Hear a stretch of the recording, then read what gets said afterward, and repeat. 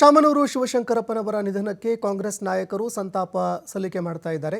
ಸಂತಾಪ ಸೂಚಿಸಿದ್ದಾರೆ ಹಲವಾರು ಕಾಂಗ್ರೆಸ್ನ ನಾಯಕರು. ಶಾಮನೂರು ಶಿವಶಂಕರಪ್ಪನವರ ನಿಧನ ಹಿನ್ನೆಲೆಯಲ್ಲಿ ನಾಳೆ ಸದನದಲ್ಲಿ ಸಂತಾಪ ನಿರ್ಣಯ ಮಂಡಿಸಲಾಗುತ್ತೆ. ನಾಳೆ ಸಂತಾಪ ಸೂಚಿಸುವುದಕ್ಕೆ ನಿರ್ಣಯ ಮಾಡಲಾಗಿದೆ. ಸಂತಾಪದ ನಂತರ ಕಲಾಪ ಮುಂದೂಡಿಕೆ ಮಾಡುವಂತಹ ಸಾಧ್ಯತೆ ಇದೆ. ಶಾಮನೂರು ಶಿವಶಂಕರಪ್ಪ ಅವರ ನಿಧನ ಹಿನ್ನೆಲೆಯಲ್ಲಿ ನಾಳೆ ಸದನದಲ್ಲೂ ಕೂಡ ಸಂತಾಪ ಸೂಚಿಸಲಾಗುತ್ತೆ. ಅದಾದ ನಂತರ ಸದನ ಮುಂದೂಡಿಕೆ ಮಾಡುವಂತಹ ಸಾಧ್ಯತೆ ಕೂಡ ಇದೆ. ಯಾಕಂದರೆ ಅಂತಿಮ ವಿಧಿವಿಧಾನಗಳನ್ನು ಕೂಡ ನೆರವೇರಿಸಲಾಗುತ್ತೆ, ಅಂತ್ಯಕ್ರಿಯೆ ಕೂಡ ಮಾಡಬೇಕಾಗತ್ತೆ. ಅಲ್ಲಿವರೆಗೆ ಮುಂದೂಡಿಕೆಯಾಗುವಂತಹ ಸಾಧ್ಯತೆ ಕೂಡ ಇದೆ. ಹೀಗಾಗಿ ನಾಳೆ ಸದನದಲ್ಲಿ ಸಂತಾಪ ಸೂಚಿಸಲಾಗುತ್ತೆ. ಜೊತೆಗೆ ಶಾಮನೂರು ಶಿವಶಂಕರಪ್ಪನವರನ್ನ ಸ್ಮರಿಸುವ ಸಾಧ್ಯತೆ ಕೂಡ ಇದೆ.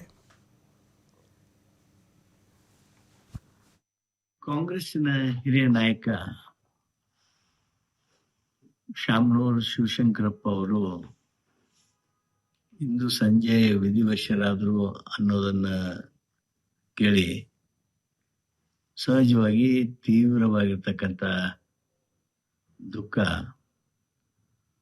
ಸಮುದಾಯಗಳಲ್ಲಿ, ರಾಜ್ಯದಲ್ಲಿ ಆವರಿಸಿದೆ. ಶಾಮನೂರು ಶಿವಶಂಕರಪ್ಪನವರು ತಮ್ಮ 95ನೇ ವಯಸ್ಸಿನೊಳಗೂ ಸಹಿತ ಬಹಳ ಕ್ರಿಯಾಶೀಲರಾಗಿದ್ದವರು. ಅಖಿಲ ಭಾರತ ವೀರಶೈವ ಸಮಾಜದ ಅಧ್ಯಕ್ಷರಾಗಿಯೂ ಬಹಳಷ್ಟು ಸಾಮಾಜಿಕ ಸೇವೆಯನ್ನು ಮಾಡಿದವರು.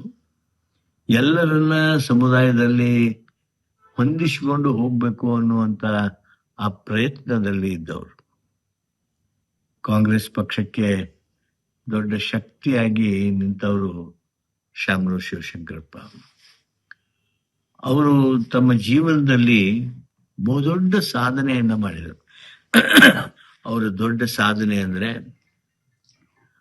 10 ಶೈಕ್ಷಣಿಕ ಸಂಸ್ಥೆಗಳನ್ನ ಕಟ್ಟಿದ್ರು, ಬೆಳೆಸಿದ್ರು. ಅವರ ಸಮುದಾಯ ಅಂತೇನಿತ್ತಲ್ಲ, ಆ ಸಾಧನ ಸಮುದಾಯಕ್ಕೆ ಒಂದು ರೀತಿ ಸ್ವಾಭಿಮಾನದ ಬದುಕನ್ನು ಕಟ್ಕೊಳ್ಳೋದಕ್ಕೆ, ಶೈಕ್ಷಣಿಕವಾಗಿ ಆ ಸಮುದಾಯವನ್ನೇ ಅಷ್ಟೇ ಅಲ್ಲ, ಅನೇಕ ಬಡ ಸಮುದಾಯಗಳನ್ನ ಮೇಲೆತ್ತೋದಕ್ಕೆ ಶಿಕ್ಷಣದ ಮೂಲಕ ಬಹುದೊಡ್ಡ ಕೊಡುಗೆಯನ್ನ ಕೊಟ್ಟಂತ ಶಾಮನೂರು ಶಿವಶಂಕರಪ್ಪ